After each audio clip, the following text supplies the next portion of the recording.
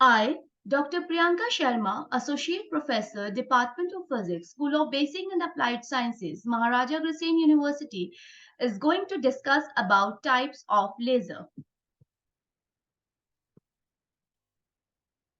Laser stands for light amplification by stimulated emission of radiation. Laser is a device which emits powerful monochromatic collimated beam of light. The emitted light is coherent in nature. Now, what is the difference between the ordinary light and laser light? Both of them are electromagnetic in nature, but laser light is highly unidirectional, it is monochromatic in nature, highly intense, and it is coherent and in phase. Now, the basic concepts of laser: absorption, spontaneous emission, stimulated emission, and population inversion. And laser has two energy levels: ground state energy level and the higher energy level.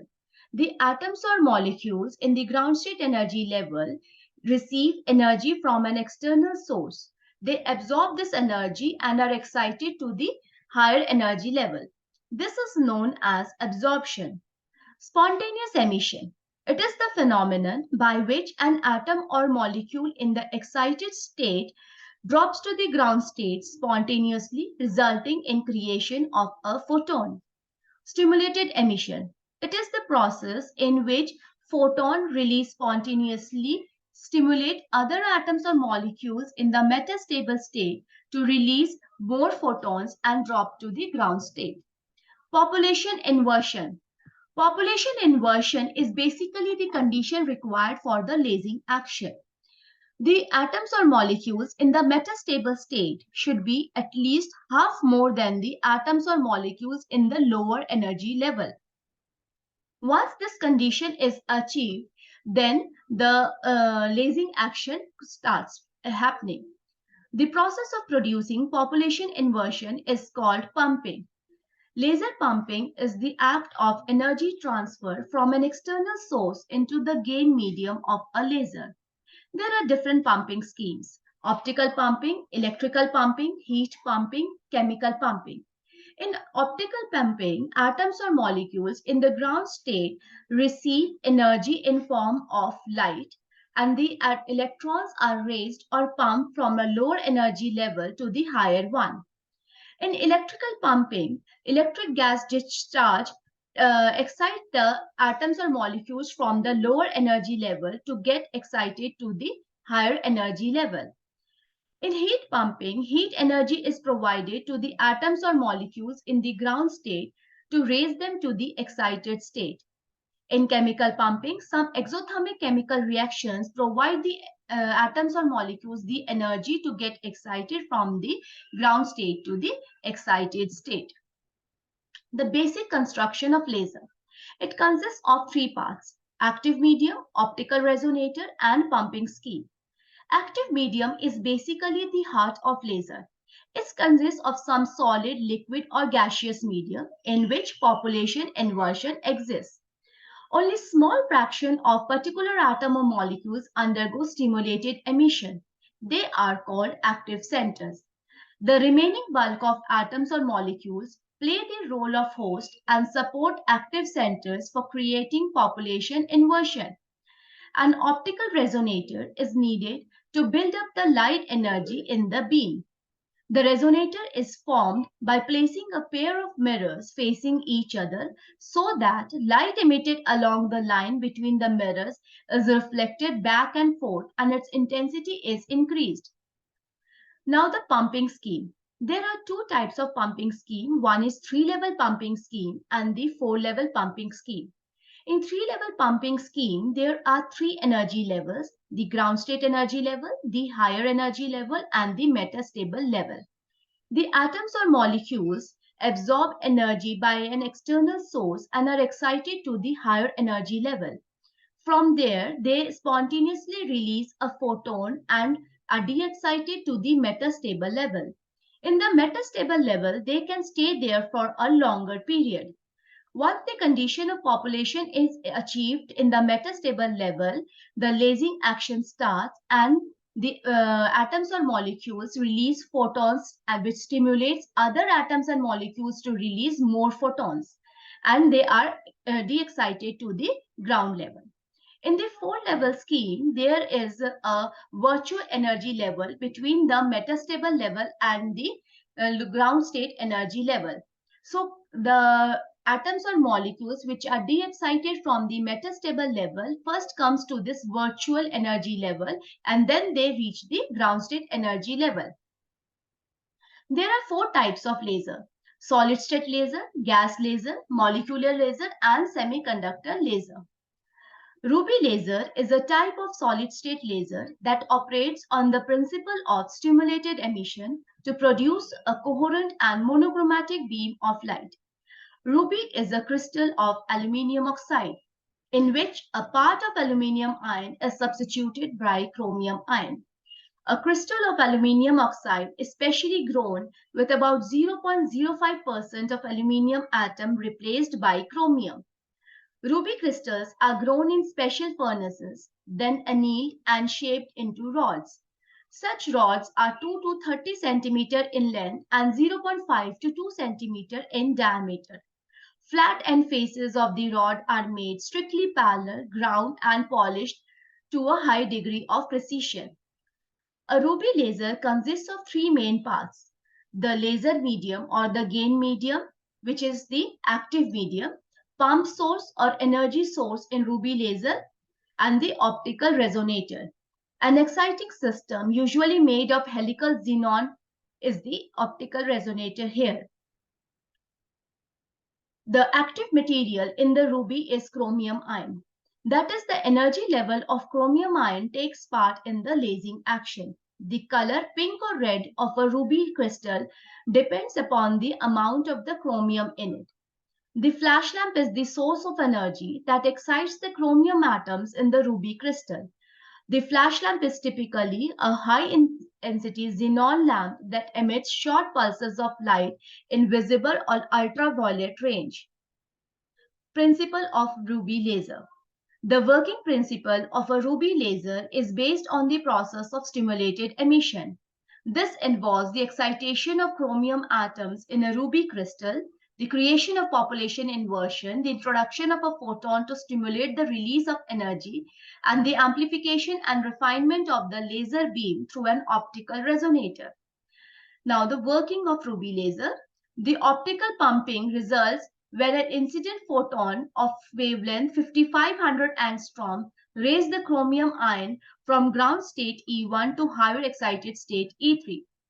These ions interact with the crystal lattice and decay to the metastable state E2 by spontaneous emission, where they can stay for a longer period, producing population inversion.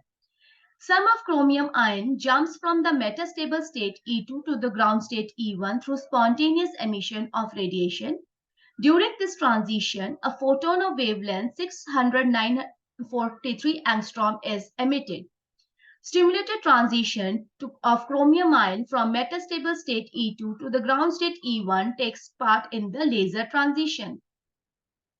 Gas laser. A gas laser is a type of laser in which a mixture of gas is used as the active medium or laser medium. Gas lasers are the most widely used lasers.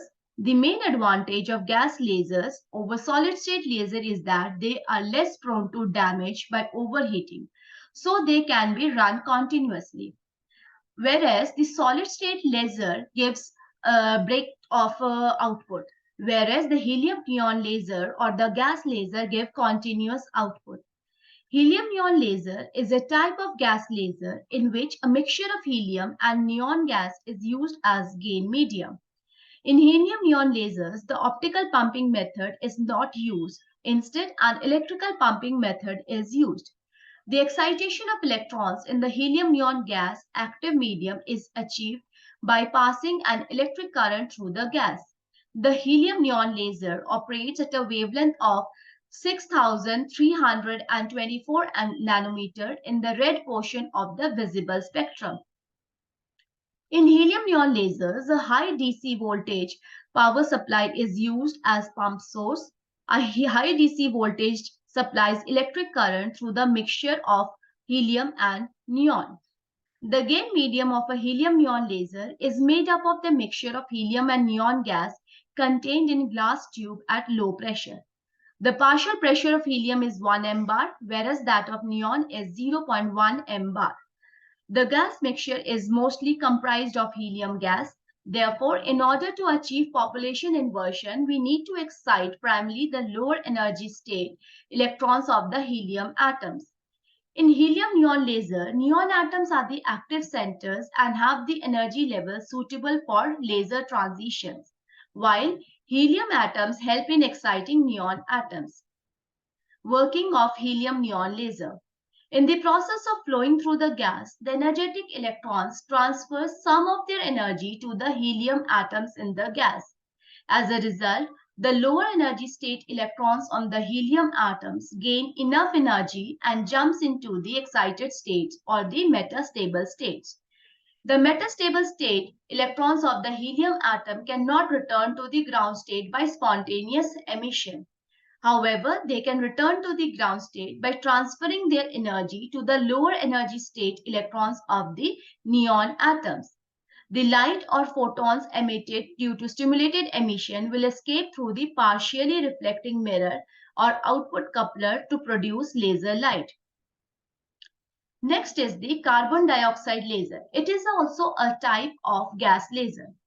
Carbon dioxide laser is a molecular gas laser, where the laser action is achieved by transitions between vibrational and rotational levels of carbon dioxide molecules. It is a 4-level laser and it operates at 10.6 micrometer in the far infrared region. It is a very efficient laser. A carbon dioxide molecule has a carbon atom at the center with 2 oxygen atoms attached, one at both sides.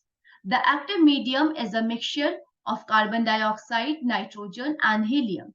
The laser transition takes place between the vibrational states of carbon dioxide molecule.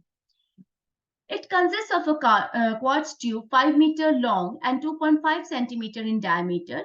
This discharge tube is filled with gaseous mixture of carbon dioxide, helium, and nitrogen with suitable partial pressures. The terminal of the discharge tubes are connected to a DC power supply. The ends of the discharge tubes are fitted with NaCl Brewster windows so that the laser light generated will be polarized. 2 concave mirrors, one fully reflecting and the other partially, form an optical resonator. When an electric discharge occurs in the gas, the electrons collide with nitrogen molecules and they are raised to excited states.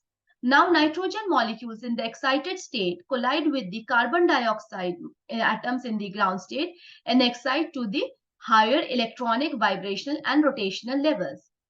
Since the excited level of nitrogen is very close to the E5 level of carbon dioxide atom, population in the E5 level increases. As soon as population inversion is reached, any of the spontaneously emitted photon will trigger the laser action in tube. There are 2 types of laser transition possible. Transition from E5 to E4. This will produce a laser beam of wavelength 10.6 micrometer. Transition from E5 to E3. This transition will produce a laser beam of wavelength 9.6 micrometer. Normally, 10.6 micrometer transition is more intense than 9.6 micrometer transition. The power output from this laser is 10 kilowatts. The power output from this level is about 10 kilowatts. Next is the semiconductor laser. Semiconductor lasers are basically p-n junction diode. When a p-type semiconductor with an excess of holes is in intimate contact with n-type semiconductor which has excess of electrons, p-n junction is formed at the interface.